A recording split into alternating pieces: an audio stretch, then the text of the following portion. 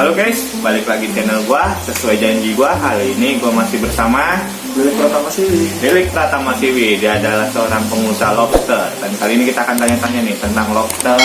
Dan dia juga punya tambak. Tambaknya di daerah mana? Daerah Sepatan. Di daerah Sepatan, Tangerang. Itu tuh ide buat bikin tambak sendiri dari mana itu? Awalnya saya PKL. Awalnya KKN. Awalnya dari KKN. Di sono. Terus lihat warga sana itu, mereka itu punya tanah besar. Jadi ada lahan kosong nih, tanah mereka besar. itu nggak bisa manfaatin lahannya. Oh, jadi warga sana kurang Ya, terus untuk manfaat lahannya. penghasilannya juga ya Untuk ekonominya sendiri rendah gitu, ya, kurang. Ya. Gitu. Makanya situ saya habis PKL mau bikin usaha yang nanti bakal jadi dan sukses, bakal ngajak-ngajak keluarga di sana jadi karyawan saya. Oh. Jadi dari usaha dari sebuah KKN sendiri, dia melihat sebuah peluang dari lahan kosong, muncullah sebuah ide untuk membantu warga sana. Mulia sekali lah, mantap bener sahabat gue ini. Dan itu tuh kenapa milih lobster? Banyak kan kayak ikan-ikan yang lain kayak model ternak lele atau apa, kenapa milihnya lobster? Jadi dulu sempat milih-milih hewan apa yang kira-kira cocok kan. Setelah dipilih dan dianalisis untung ruginya, caranya, dan distributor setelah panen segala macam. Jadi semuanya diperhitungkan ya, Yang terbaik lobster. dari semua kayak perawatannya, hitungan dia makannya, dari indukannya, semua Panennya, diperhitungkan ya. Segala macam harus diperhitungkan kan kalau bisnis itu. Dan itu jatuh ke lobster yang lebih efisien Lebih gampang. dan lebih gampang. Dan sekarang itu udah punya berapa tambak di sana? Sebenarnya dua. Ada Cuman dua satu sekarang tambak. belum nggak aktif karena satu di Sepatan, satu lagi ada di Sangyang. Nah, Sangyang itu ada di rumah kosong dan rumah kosongnya mau dibangun, makanya udah nggak diken lagi. Oh, jadi dia lebih aktif di Sepatan sendiri. Ya. Dan untuk biaya nih, modalnya, Ya. lobster sendiri tuh mahal nggak sih kalau kita ingin budidaya lobster itu? Tentatif sih mau bikin skalanya gimana, besar apa kecil gitu kan. Gitu. Untuk harga indukannya sendiri lobster di pasaran berapa nih? Induknya di pasaran itu lobster itu 250 sampai 300 ribu itu induknya. 250 sampai Ukuran 300 ribu. 4 sampai 5 inci. Ukurannya 4 sampai 5 inci guys. Nah, ini kalau lobster itu per pasang itu isinya 9 ekor, 3 jantan, 6 betina. Jadi untuk pasangannya sendiri ada 9 ekor, 3 pejantan dan 6 betina. Ya benar. Itu kenapa lebih banyak betinanya nih? Apa karena lebih banyak Dan satu jantan menghasilkan? bisa ngawinin 2 betina. Oh, jadi satu jantan bisa mengambil betina. Poligami guys. Ya, lobster poligami. Ya, lobster poligami. Nah, untuk panennya sendiri itu gimana itu hitungannya? Nah, kalau lobster itu panen itu ukuran 4 sampai 5 inci juga. Semua kayak ditunjukkan tadi. 4 sampai 5 inci Ya, udah bisa itu dipanen itu. Umur 4 bulan. Umur 4 bulan. Oh, Jadi dia, kenapa saya pilih lobster? Karena panennya sama kayak ikan, 4 bulan. panennya 4 bulan. Biaya makannya rendah, karena makannya dikit banget. Nggak kayak soal nggak pernah ikan lele, karena Nah, iya. misalnya ember itu cuma pakai berapa sendok doang kan. Oh, jadi dia udah makannya dikit tapi menghasilkannya banyak ya. Peranakannya cepat sekali. Kalau indukan tuh bisa ngasilin anak 200-400 ekor. 1 ekor lobster Ya. indukan bisa menghasilkan berapa tadi? 200 sampai 400 anak guys. Ya. Gimana nggak menggiurkan banget? Satu doang bisa langsung jadi 200 sampai 400 ekor. Ya. Itu cocok buat kalian yang pengen coba bisnis di dunia ikan, apalagi lobster ya. Ya. Dan dia gampang dipiara. Saat kita sibuk kerja, itu lebih panas karena dia nggak bakal mati. Itu kuat kalau lobster itu. Jadi daya tahan tubuhnya kuat, terus juga perawatannya mudah. Jadi wah udah tuh lobster. Penyakit nggak ada penyakit-penyakitannya kalau lobster, nggak kayak ikan-ikan yang lain. Nggak ada penyakitnya guys, beda nggak kayak ikan-ikan lain. Kalau ikan gurame itu pernah dulu nyari ikan gurame juga. Tuh. Ada penyakitnya, Oh, gitu. spot, segala macam ya. Dan panennya juga lama kalau gurame kan, hampir setahunan lah kalau gurame. Selain melihara lobster nih, sebelumnya udah pernah melihara apa aja nih dunia bisnisnya? Banyak. Iya. banyak lah hewan-hewan. Jadi udah pernah coba-coba ya, Iya. cuman lebih cocok ke lobster ini. Iya. Dan untuk penghasilannya sendiri nih, kita ingin tahu nih, untuk satu tambaknya sendiri itu bisa menghasilkan berapa juta atau Nah, saya kan per nih? sering belum terlalu fokus ya, fokus tapi karena saya masih kerja di Jakarta, jadi orang lain yang ngurus. Paling kalau kita libur atau apa, Jadi libur hari. akhirnya aja masih jutaan dapatnya. Nah kalau misalnya benar-benar fokus itu udah pasti belasan juta. Teman saya juga udah banyak yang fokus udah nggak kerja lagi, udah punya karyawan itu omsetnya penghasilnya udah belasan juta. Mantep guys, yang iseng-iseng aja ibaratnya yang nyambi kerja, Iya. elunya itu bisa dapet jutaan dari tambak itu. Dan untuk fokus sendiri lu bakal bisa dapet belasan juta kalau emang lu fokus Iya ke sampai itu. soalnya kalau di lobster itu lebih banyak apa ya, permintaan, request, orderan timbang peternaknya sendiri. Jadi Iya. di dunia pasarnya sendiri dia lebih banyak permintaan daripada peternaknya ya. Jadi pemburunya lebih banyak tapi yang dicarinya susah nih. Nah ya, dan itu buat lokal, maksudnya di dalam Indonesia ya, bukan buat luar negeri. Luar negeri beda lagi. Saya udah beberapa kali ya hampir udah mau ekspor di luar negeri.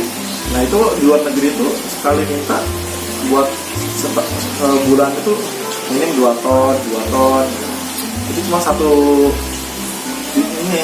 orang itu pesan, bukan banyak. Sedangkan di luar negeri itu tahu sendiri kan, saat ini di Indonesia kan sering ngirim lobster laut. Nanti lobster laut itu bakal langka karena lobster laut itu nggak bisa diternakin, dia bakal di dalam dan bakal dilindungi oleh negara kan. Nah otomatis hasil bakal beralih ke lobster air tawar. Oh, jadi dari Ya, lobster makanya itu laut udah banyak permintaan. bakal pindah ke lobster air tawar. Jadi untuk peluang kalian yang ingin bisnis lobster air tawar itu benar-benar bagus banget. Itu peluangnya gede banget ya. Ya. Tadi permintaan dari orang luar negeri aja, satu orang itu pesenannya bisa 1 atau 2 ton gitu lobster. Iya. Wah, itu biasanya kalau orang yang mesen dari Mas Lilik sendiri ini per orang, restoran, atau orang coba-coba bisnis atau gimana? Semuanya ada. Semuanya Iya. ada. Keren loh gitu. Iya. Dan, Juga. dan khusus untuk kalian yang ingin coba ternak lobster, nanti bisa langsung hubungi Mas Lilik. Nanti kita akan coba kasih kontaknya di deskripsi ya. Iya. Oke? Kira-kira sebelum ini udah pastinya pernah gagal dong, nggak Pernah gagal. langsung berhasil. Awal-awal ternak itu gagal karena belum punya pengalaman kan. Terus sebelum ternak tuh saya training. Oh, jadi lobster itu dulu sebelum Ya. ngadain bisnis ternak lobster ini training dulu ya dan di daerah Bintaro itu dulu bayar 500.000. Di sana kita belajar training seharian sama. bayar 500.000 seharian ternak lobster, dan kalian di sini gratis untuk tahu bagaimana caranya. Dan ternak lobster, dan sekarang alhamdulillah udah bisa sendiri, suka ngasih training ke orang-orang dan gratis. Yang penting kalian lihat. Kalau sekarang saya gratis, Ya. nggak pernah bikin biaya. Wah, benar-benar mantep. Kalau ada apa-apa langsung tanya aja guys, komen aja. Ntar Mas Lilik bisa langsung jawab atau bisa melalui saya juga bisa jawab, oke? Terus juga jangan lupa subscribe channelnya Mas Lilik dan channel gua, karena di situ bakal ada sesuatu tentang bisnis yang keren-keren, oke? Oke. Dan untuk lobsternya sendiri itu dia dari perawatannya mudah, itunya ini. Nah, sekarang kelemahannya sendiri dari lobster itu apa nih? Yang penting kalau ternak lobster itu beradaptasi air. Yang tepat. Adaptasi airnya. Soalnya lobster kan misalkan kita beli nih di peternak, di Iya. indukan, terus ke rumah kita. Nah di rumah kita tuh dia berhasil beradaptasi apa enggak nih? Misalnya dia gagal beradaptasi, dia pasti mati. Oh, Dia jadi kalau berhasil, jadi itu gagal ya mati ya. Iya. Kalau berhasil, dia bakal ganti kulit. jadi Iya kayak gitu kalau kelemahan lobster itu dari airnya guys. Dia kalau kalian membeli lobster indukan nih beberapa, dan dari 10 lobster yang mati 2 itu gagal 2, yang sisanya itu dia berhasil beradaptasi dengan air di lingkungan Anda gitu. Mantap guys. Nah, lobster itu ganti kulit itu faktornya beradaptasi dengan air, stres, berantem bagian tubuhnya ada yang patah. Ntar kalau dia ganti kulit namanya molting. dia tumbuh lagi bagian tubuhnya yang patah. Oh, jadi kalau ada tubuh yang patah dia bakal tumbuh lagi nih guys. Ya. Oh, bener-bener mantap. Sama dia misalkan dari 1 in ke 2 in pasti ganti kulit, semakin besar badannya dia ganti kulit, ketiga ganti kulit lagi, keempatnya ganti kulit lagi. Jadi setiap dia tumbuh dewasa, Pasti ganti kulit. setiap dia beberapa inci naik, dia bakal ganti kulit. Iya benar. Dan untuk kulitnya sendiri biasanya itu dibiarin aja atau kita Kalau ambil dibiarin, gimana? kalau kulitnya dibiarin aja, soalnya ntar kulitnya bakal dimakanin sama lobster lain, itu ntar itu bakal jadi kalsium. Kalsium buat yang lain buat bisa tumbuh besar atau bisa meningkatkan keberhasilan molting. Karena lobster juga butuh kalsium kan, kayak kerang. Dari cangkangnya sendiri udah bermanfaat, dagingnya rasanya enak, Iya. itu biaya perawatannya mudah, untuk usahanya menjanjikan. Oh, benar-benar lobster ini. Nah kalau misalnya habis kan kita misalnya ngomongin budidaya, dia habis udah selesai beradaptasi. Kalau kita udah selesai beradaptasi ini udah berhasil, dia enak banget, soalnya udah pasti berhasil terus kan.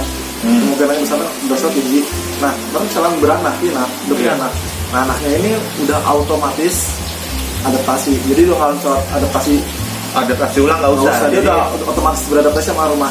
jadi Di yang ayah baru. anaknya sendiri udah otomatis dia bakal ngikutin lingkungannya ya. Iya, nggak dia itu perlu adaptasi. calon-calon indukan super kalau lebih jelas. Oh, jadi kalau kalian buat iseng-iseng 5 atau 10 lobster, jika itu berhasil beranak itu kalian bakal sukses gitu. Ya, dan kalau misalnya kita mau panen lobster per minggu minim punya kolam 16. Minim guys. Minimal 16 kolam Iya. itu per minggu kalian bisa langsung panen ya. Iya, per minggu. Mantap bener.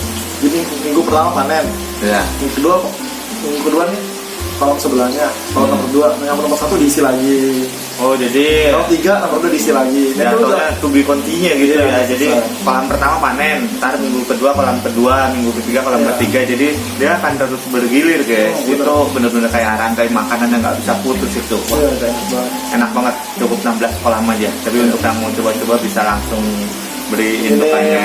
3 kolam lah kalau mau coba-coba. Kolam buat kawin, sejayan yang lebar. Ya. Itu kolam yang buat lobster bertelur, karena Iya. lobster yang bertelur harus sayur. Oh gitu. Habis itu kolam pembesaran. Jadi kalau untuk kalian yang ingin coba-coba, sediain 3 kolam aja. Yang pertama kolam untuk indukannya ya, untuk kawin yang gede. Dan kalau udah ada yang bertelur, biasanya Oh, telurnya iya. itu ditaruh di perut ya. Di perutnya. Hmm. Di kolam khusus pengeraman. Pengeraman itu Itu- dipisahin ya. Biasanya sih sebulanan lobster selesai bertelur dan anaknya udah lepas. Udah Terus lepas. nanti bisa ke kolam pembesaran biar cepat besar. Ya. Oh, jadi ada 3 tahap untuk Kita kolam. habis kolam pembesaran induknya masukin lagi kolam kawin. Gitu. Iya. Jadi muter-muter gitu ya. Iya. Keren itu, bener-bener mantap. Dan saran tipsnya nih untuk para penonton yang ingin coba bikin budidaya lobster apa aja nih? Caranya sih medianya pertama, media mau pakai terpal, media terpal, bisa semen, akuarium, bisa Iya. restoran campnya saya nih. Nah itu misal pakai terpal, nah itu yang harus diwaspadai karena terpal itu kandungan kimianya banyak. Kalau kimianya bersih, Ya. kimianya bakal tinggal terus. Oh gitu. Jadi kalau untuk pakai kolam ikan kolam terpal Dia sensitif soalnya sama air. sensitif, jadi harus benar-benar bersih nyucinya ya. Iya. Terus ada juga kan terpal yang kimia yang biasa, ada yang Iya. nah, dulu saya pernah kejadian pakai terpal yang kimianya banyak banget. Nah itu berkali-kali juga nggak bisa hilang, dan akhirnya dulu taruh tanam benih ribuan mati semua lobster. Oh gitu.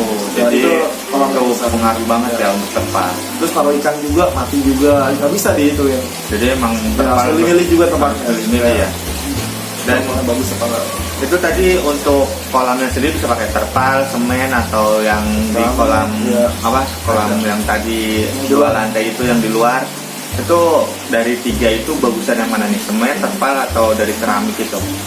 Atau mungkin kaca atau plastik? Yang paling bagus sih semen. Soalnya kalau bikin buat pembesaran kan 5 meter lebih itu kalau ingin benar-benar niat ya. Iya. Jadi kalau kaca bisa tapi kosnya terlalu besar. Oh gitu. Jadi untuk biaya sendiri ya kalau mungkin bisa terlalu besar jadi Semen aja. semen aja gitu Iya. ya. Kan selain kan lebih kokoh kan. Iya, samping Iya. lebih kokoh juga lebih bagus gitu ya. Kita semen. Jadi gitu ya, itu benar-benar keren tuh, idenya bagus, berawal dari coba untuk bantu akhirnya jadi usaha. Oke, mungkin sampai di sini dulu aja videonya. Ya.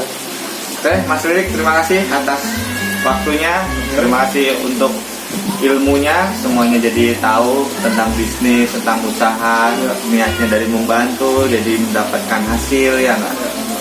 Semuanya itu dari niat awalnya ya. Ya, awalnya niat. Habis niat, walaupun nggak ada banyak masalah, itu harus dilewati. Iya. Jadi untung itu nggak cuma duit ya bro, tapi berupa pengalaman, ilmu itu untung sebenarnya. Jadi untung itu nggak cuma materi. Kebanyakan orang pernah mati, Iya. nah itu pernah mati kan jadi pengalaman, tahu kan kita analisis matinya di mana, Iya. jadi ilmu habis itu kan, nah itu biar nggak kejadian lagi. Gitu. Ini jangan takut kesana. Tuh mantap itu guys. Jadi kalian untuk para calon-calon pebisnis besar nih, jangan terlalu fokus sama material. Maksudnya jangan terlalu fokus sama uang. Pengalaman juga itu salah satu untung guys. Jadi kita coba bisnis gagal kita analisa gagalnya kenapa, dan itu bisa menjadi sebuah keuntungan buat kita untuk bisnis selanjutnya biar nggak gagal kayak gimana. Jadi namanya bisnis sekali jalan nggak mungkin langsung berhasil, pasti ada kegagalan, dan coba terus, jangan menyerah. Oke? Ya, Terus, sampai di sini videonya. kasih untuk nonton. Makasih untuk semuanya yang telah menonton. Jangan lupa untuk like, komen, dan subscribe ya. Jika ada sesuatu langsung komen aja. Oke, sampai jumpa. See you later. See you again.